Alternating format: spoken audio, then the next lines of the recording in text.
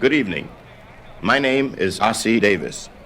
Tonight, June 8th, 1965, 18,000 people have filled New York's Madison Square Garden for an emergency rally on Vietnam under the auspices of the National Committee and the New York Council for a Sane Nuclear Policy. This rally is supported by 29 other organizations, peace, religious, academic, and civic groups, labor, and civil rights. Sane's objectives are to persuade President Johnson that the United States can and should do three things to bring an end to the conflict in Vietnam. 1, stop the bombings now.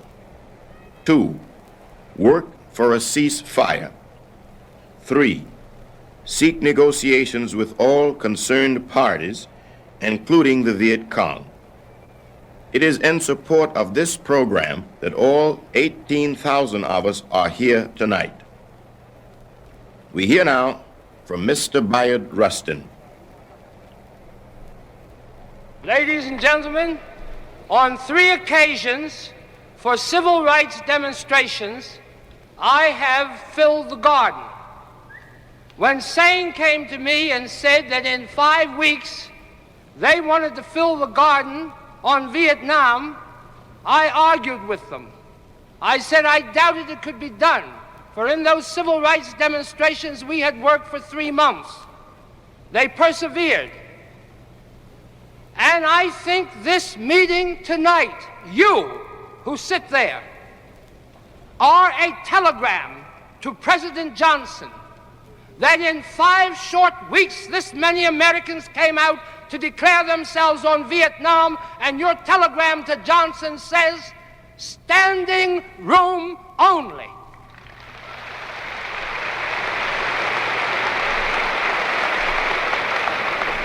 Next, one of the country's foremost authorities on Vietnam, from the University of Chicago, Professor Hans J. Morgenthau.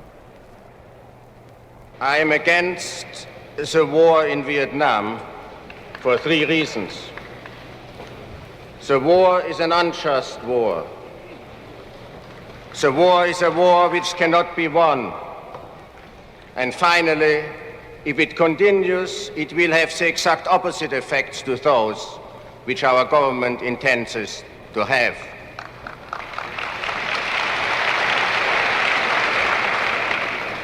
It is a strange and disturbing thing, and it illuminates our domestic scene, that in order to discuss intelligently the problem of our involvement of Vietnam, one has first to state the facts of the case, which are entirely different from the explanations which are officially presented to us. For our government lives in a world which is of its own making.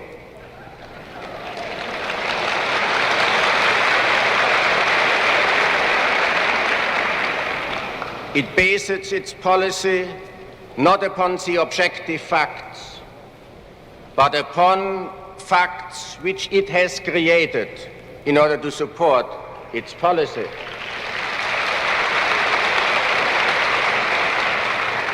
We are told today that we are helping a friendly government which has asked for our help in order to repel foreign aggression.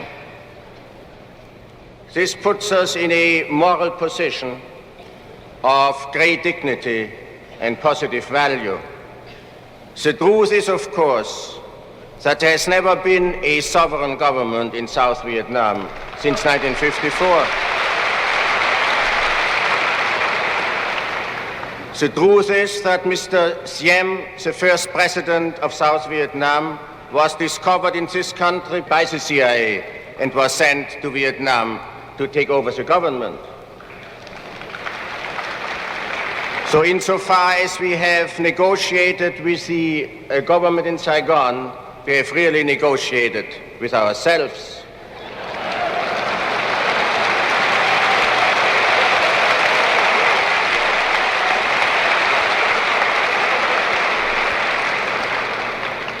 Furthermore, It was obvious, at least to me and many others, at the end of 1955, when I went to Vietnam and had a long talk with President Siem, that his regime was headed for internal disintegration. And I told President Siem so. I told him that if he continued in his authoritarian policies, he would turn the whole people against him, who would either become indifferent to him or hostile to him, and that only the communists would profit from it. This is the source of the foreign aggression of which we hear today. It is of course true that when the regime of South Vietnam started to disintegrate, that the disintegration was aided and abetted by the government of Hanoi, but it was not created by it. And here we are in the presence of a misunderstanding of modern revolution, which is not limited to our policy in Vietnam, which is obvious in the Dominican Republic and elsewhere.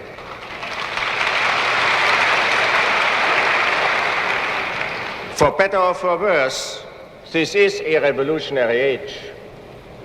And obviously there is a communist component in most, if not all, contemporary revolutions.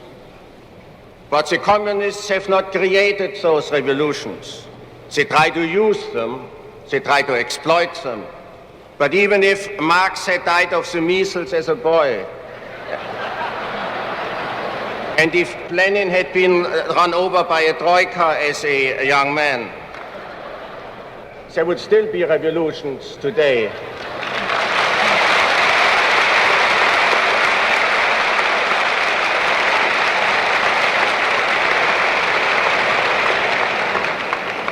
It is therefore a gross oversimplification and really a leave-taking of thought altogether to equate revolutions anywhere in the world with a monolithic communist conspiracy which creates those revolutions. That substitute for thought is about on the same level of intellectual value as the vulgar Marxist conception that wars are instigated by the warmongers of Wall Street, by a board of directors which meets every morning, takes a look at the map, and tries to decide where's the next war or to start. So this war is essentially, or at least until recently was essentially, a civil war, aided from outside, not only by Hanoi, I should say, but by ourselves as well.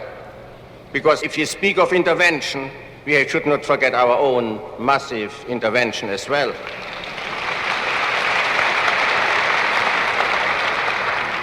So we are waging here a war which is not the war of the South Vietnamese government or people against foreign aggression, but which is our war against communism.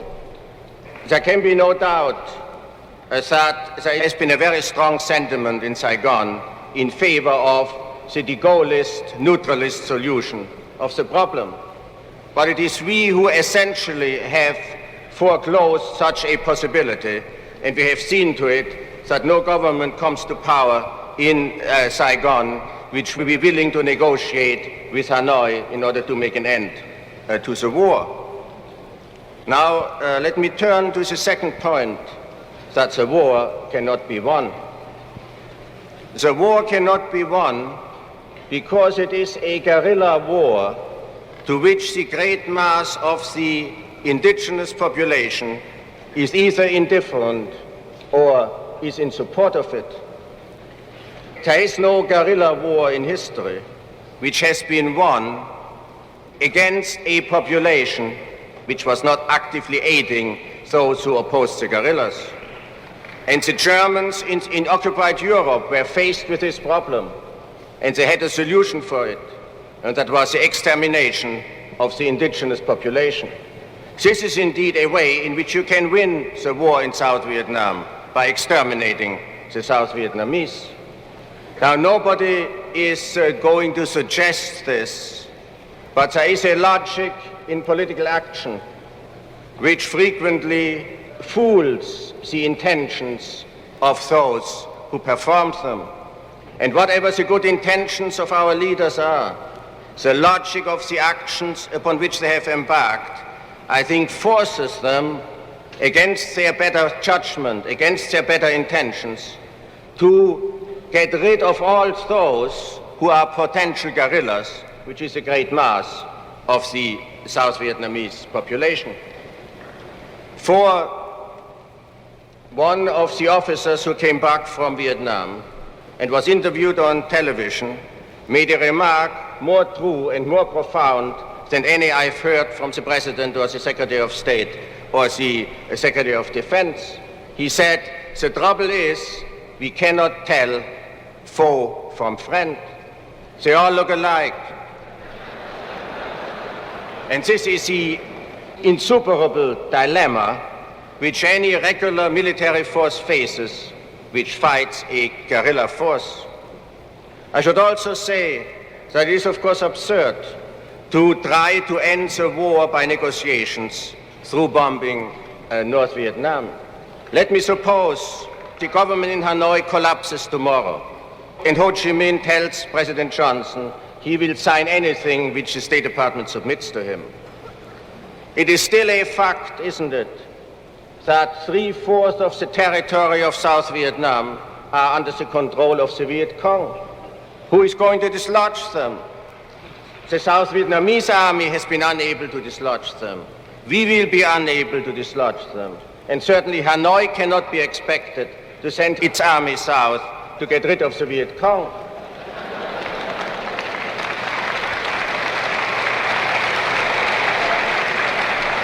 So when we say we are in favor of negotiations without any conditions, we are in favor of negotiations with people who are not the actual negotiating partners, who do not control the situation in South Vietnam.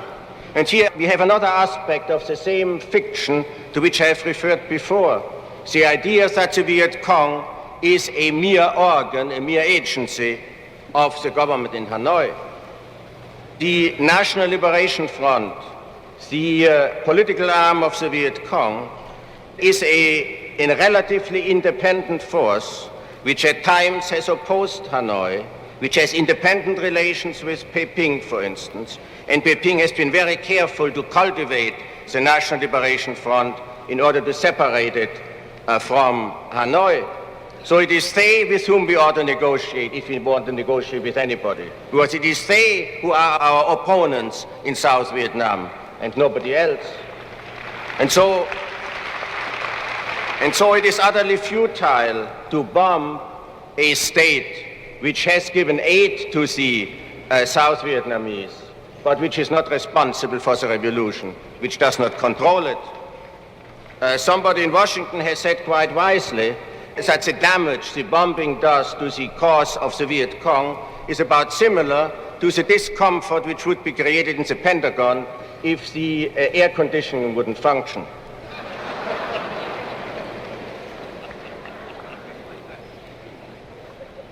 I've said that the war in South Vietnam cannot be won. I should perhaps qualify this statement by repeating what I have said in another context, and that is that it can be won only through the extermination of the South Vietnamese people.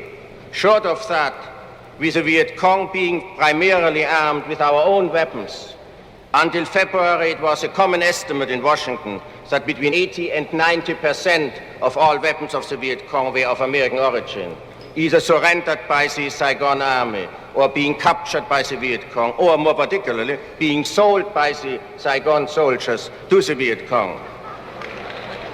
This is a fact, and it is a fact which, of course, is not mentioned in the official statements coming from Washington. Now, what is the solution to this problem? If we continue on the course of action upon which we are embarked, we are bound to be sucked into a war which will force us to commit hundreds of thousands of men on the ground in Vietnam. Mr. Hansen Baldwin, who has very good connections, has estimated that we will have to send 1 million men to Vietnam. It is difficult to imagine the logistics of such an undertaking and against whom they would fight. because here is another problem which we face when we fight guerrillas. We are, of course, much better armed than the guerrillas, but our arms, exactly because they are so powerful, are relatively ineffective against them. We are in the position of a man who has a machine gun at his disposal and who is attacked by a swarm of bees. He's very powerful, but the machine gun doesn't do him any good under the conditions under which he finds himself. Now let me ask, what is the solution to the problem? And let me go back to 1954, when Vietnam was divided into two administrative units, and I use those terms advisedly because the Geneva Agreements of 54 were emphatic in declaring that there ought not to be two different states, and that the 17th parallel, the boundary, was not to be a political or military boundary between two so-called states. It was simply an administrative line of demarcation. Then it was generally believed that the concession which the other side made in agreeing to this administrative line of demarcation was a mere temporary one, and that sooner or later all of Vietnam would be united under the domination of Hanoi. And if the communists had pressed their advantage in 54, they could easily have gotten all of Vietnam. Now, I come back to what I have said many times before, and which is of course obvious to all of you, that this kind of simple-minded opposition to communism, as if it were one monolithic enemy, is certainly out of date. It may have been correct 15 or 10 years ago, but today it has become completely obsolete. We are facing today all kinds of communisms, and we ought to be hostile to them in the measure in which they impinge upon our national interests. And nothing will more surely unite the communist camp again but this kind of simple-minded opposition to every type of communism, regardless where we find it. Now, the communism of Ho Chi Minh is neither Chinese nor Russian. It is essentially Vietnamese. And Ho Chi Minh would be the last man in the world who would want to become a satellite of China, or for that matter, a satellite of Russia. He is, you may say, the natural candidate for a Southeast Asian Tito.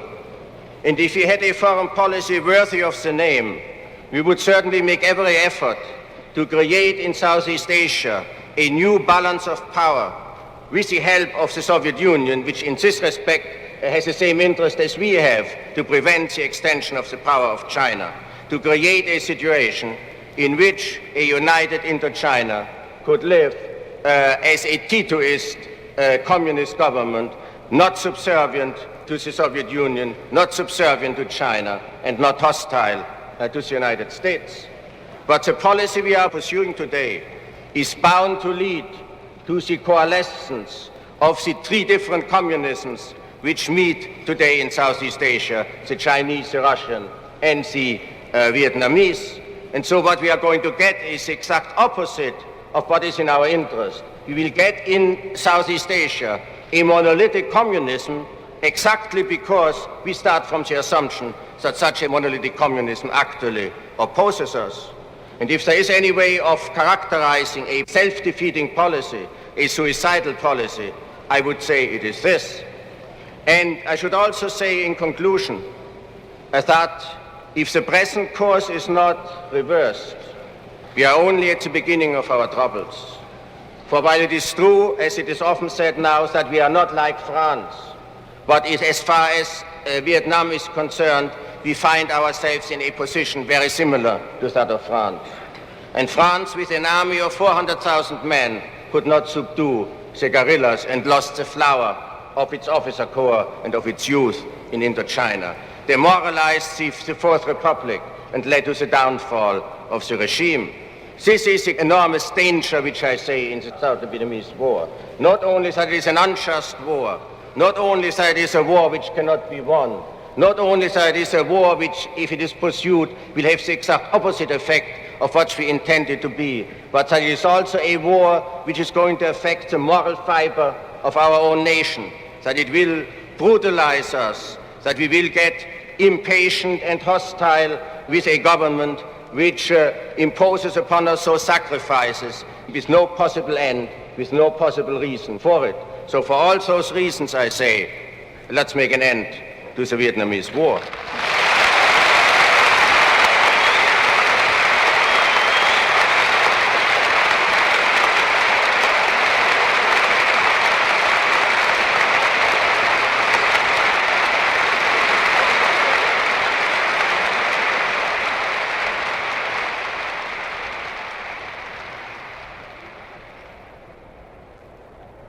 We hear an invitation to join a brand new peace organization from Miss Renee Taylor.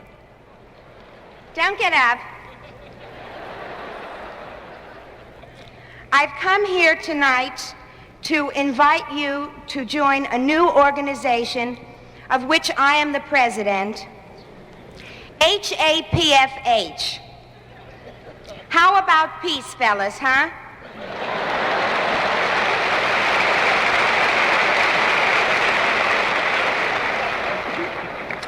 The purpose of HAPFH is to believe in peace, to seek peace, and to maintain peace at any cost,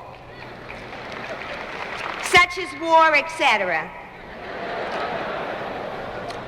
I don't know if you've read about it in the paper or not, but our country is currently engaged in a couple of small wars for peace. I think the Dominican Republic and Vietnam or something. And unfortunately, we're going about it half-heartedly. If you look at the newsreels, you'll notice that our servicemen are advising with a tremendous lack of emotional involvement. So HAPFH proposes that we counteract this lack of fervor by printing up banners for battle that would be reversible to hold down the cost. And on one side, it would say, up the rebel, down the junta, and on the other, down the junta, up the rebel.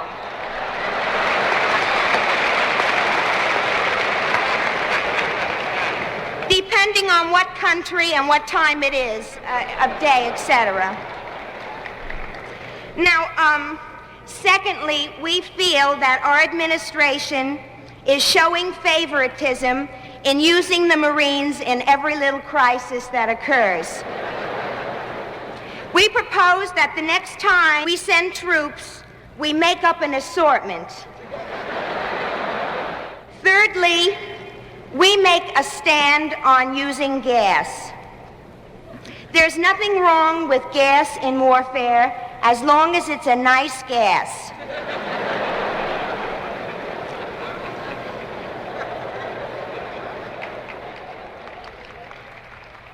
You know, there are two kinds of people in this world, the watchers and the doers.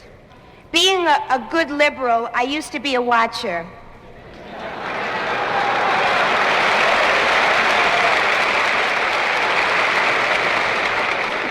For instance, I sat in front of my television set and watched the march from Selma to Montgomery, and I sang, "You Shall Overcome."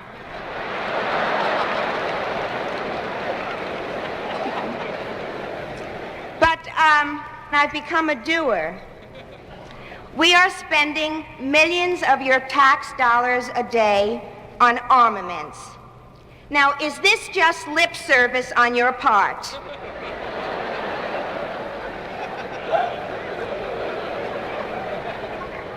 I say we must put our mouth where our money is.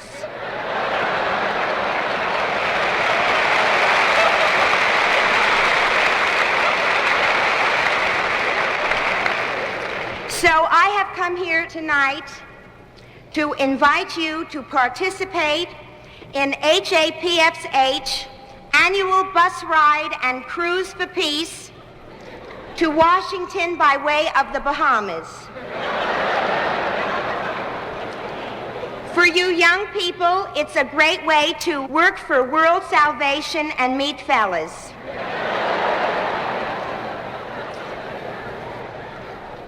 The tickets sell for $10 apiece, and it includes shuffleboard, cha-cha lessons, and a chicken box lunch. I would like to say at this time that this bus ride and cruise for peace is not a front for any pinko organizations. Because any pinkos that want to come along have got to get up the $10 for the chicken box lunch just like everybody else. As a fashion note, I think it would be nice if this year the girls wore toreador pants so that they don't call us beatniks.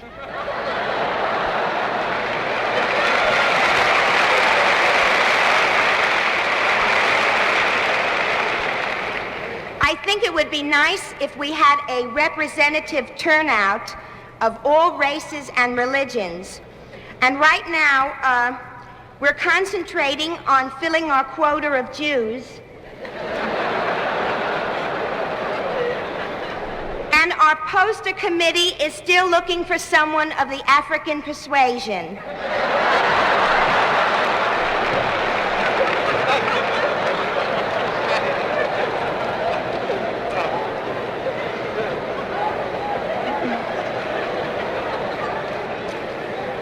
We will probably be televised, so I suggest we keep the whole thing moral looking on the trip down.